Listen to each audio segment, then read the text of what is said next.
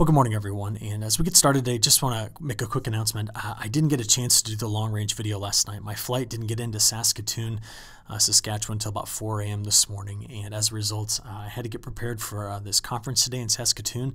So we got the daily report out, but I'll work on my new long-range tonight when I get into Great Falls, Montana. I'm going to present tomorrow there at the Montana Grain Growers Association. Now, the map you've been looking at while I've been talking about that is just a testament to the skill that we have in the National Weather Service as a part of the Storm Prediction Center. They are a vital resource to forecasting. And you're looking back over their last 6 days forecasting the severe weather event that we're expecting to see tonight. And you can see that they honed in on this very early, and again, a great resource. Now, what we're watching, if we go over to the satellite data here, is this. Let me take you back to last night. So this is the shortwave that's ejecting out of Colorado. And what I want you to watch in the overnight as you see the infrared here is the position and speed of these clouds right into here. So Texas up to parts of Kansas. And what you notice is that southwest trajectory. So this is what the mid-level steering winds are doing. And this morning, we're going to be watching for how that particular part of the atmosphere moves over the lower Mississippi River Valley, because this is where we're going to be setting things up for the potential for some strong to severe storms. Now here's the setup. This first map shows tonight, 6 p.m., a dew point temperature map, surface dew point temperature. And generally speaking, we're looking for dew point temperatures that are above 60 degrees Fahrenheit. And certainly we've opened up the Gulf of Mexico with this system that's rolling through. It is also bringing in extremely dry air on its north and western side. You can find the main cold front quite easily here.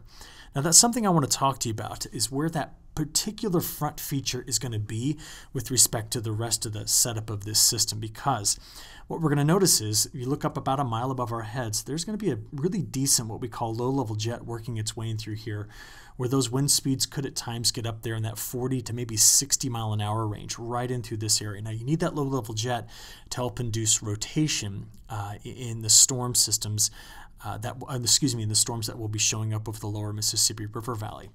But this is the thing that I got to keep an eye on. Now, we always question what we call convective initiation, where the storms are going to begin.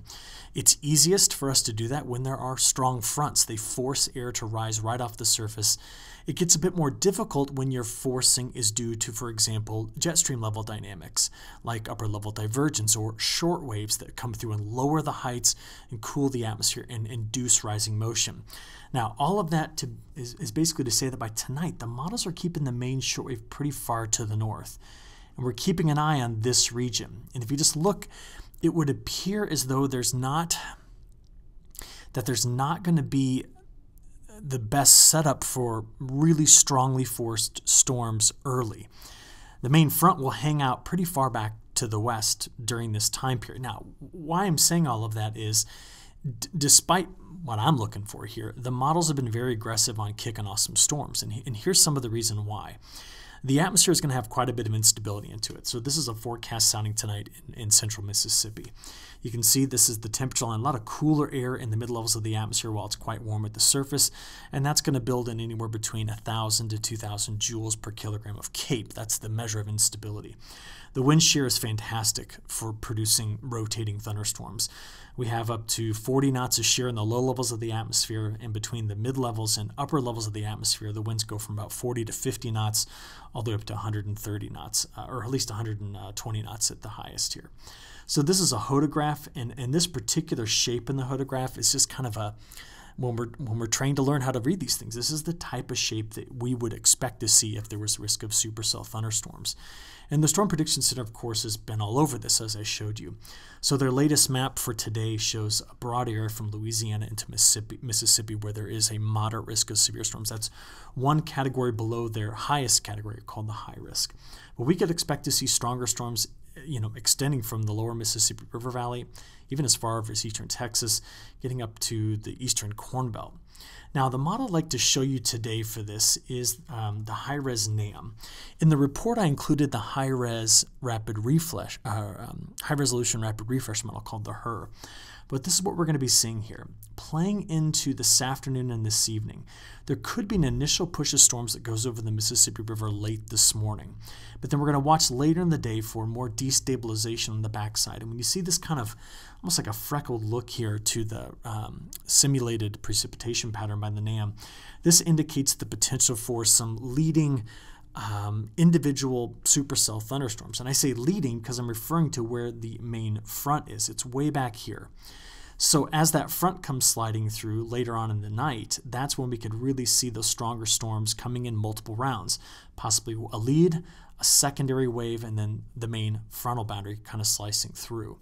And that's going to continue to push east as we go into the morning hours on Wednesday through about mid to late day Wednesday. So that's why we have risk of stronger storms here, stretching from Louisiana up into the mid-Atlantic at that time. Now, there's another side to this storm, and that's the snow on the back side. So starting this up about 9 o'clock this morning, you see the snow still spreading out of Colorado here into Kansas, hitting parts of Nebraska. Iowa could be some freezing rain right in through here, and then eventually producing some relatively heavy snow from parts of Minnesota into northern Wisconsin. So let's watch that again. Then by the time we get out there into Wednesday morning, all of this spreads into New England, very heavy rainfall possible there. And the system exits, leaving some lake effect snow on the backside. That's when the next system pulls in. So there's the possibility of 4 separate systems in the next 10 days given the setup with this pattern. And it's really going to be driving a lot of these systems into the northwest, and they eject over the plains and follow something like what you just saw here. Now, total precipitation out of this, I'm going to rely on this morning's NAM model run to kind of give us an indication here. So before we flip this over to snow, I just want to make a point that we could be seeing out of this system anywhere up, 1 to 4 inches of rainfall out of some of these storms, and a good, soaking here in New England with good chances of a 1/2 inch to 1.5 inches of rainfall. Again, this will be snow. We'll get a good look at the snowfall totals in a moment. But look at what's coming into the northwest. This is another big system.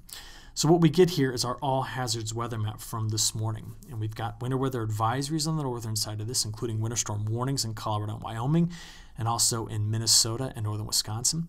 We're looking out for some very strong winds out ahead of this, and also behind it in New Mexico. There's even a flood watch that's out for parts of Mississippi and Alabama. The next system comes to the northwest. Winter storm warnings are already out for a big section of Washington, and winter storm watches out for parts of the northern Rockies here and coming along the Cascades into the Klamath Range and Sierra Nevada. So you see this pattern is really set up to deliver multiple systems. Now, let's watch it all by going to the high-res European model. We've already seen that system. Okay, here's system number 2 coming into the northwest. Now that one comes in and kind of breaks off into 2 pieces. There's a piece that cuts into California, delivering rainfall. There's a piece that ejects into parts of Nevada and Idaho. And that one runs along the northern tier of the United States Friday into Saturday. So this, here we go, Friday into Saturday, and spread some light snow in this area. You could also open a corridor for some storms farther to the south. That's system number 2. Number 3 is coming in here on Saturday, kind of following that same trajectory. They're really just leaving the split flow in the Gulf of Alaska and diving down just like this. So that delivers more snow to the Klamath Mountains and Sierra Nevada. And then it pulls out here. Now ahead of this, there will be this lingering frontal boundary on which we're going to feed moisture. So some more precipitation coming into lower Mississippi River Valley. And that next system starts to pull out here next Monday into Tuesday. That could be a big snowmaker for the midsection of the country. We don't yet have the details on this, but it is going to spread right in the same vicinity as the current system does. That one moves on out, and guess what? Here comes another one following it here in the northwest. So systems are basically following this track. They dive into the west, eject in the plains, mature over the Great Lakes and New England. To the south, storms and heavy rain. There will be a snow corridor here and here out of this setup, and that's it. I mean, that's what we're looking at for the next 10 days or so.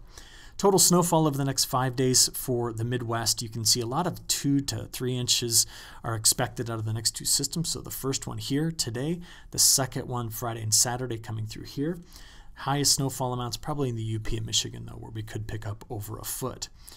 Across the western United States, the snowfall totals over the next 5 days are substantially higher. We could be picking up 1 to 3 feet of snow all along the Cascades, the Klamath Mountains, and the Sierra Nevada, even the Blue Mountains here, and then into the northern Rockies here. Quite a bit of snowfall north of the Snake River Valley. From there, I would like to show you total accumulated precipitation. So this is liquid equivalent. Let's just play this all the way out. Let's take it out a week, right about there. What I want you to notice is we've covered the areas that are getting a lot of the precipitation, but do you see who's missing this? If I flip it over and just show you who's got the best chance at seeing less than a half inch of liquid equivalent over the next 10 days, now we start to see from the southwest coming into the harder winter wheat belt, and even parts of the northern plains have a pretty high chance of being relatively dry during this time period. Now, speaking of dry, the dryness is almost always accompanied by cold weather. And one of the things we're watching here is currently cross-polar flow, deep troughs setting up a cold reservoir of air over western North America.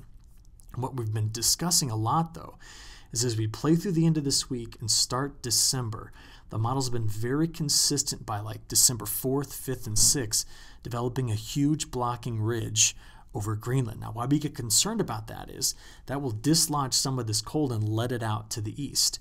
It'll also deliver cold to parts of Europe.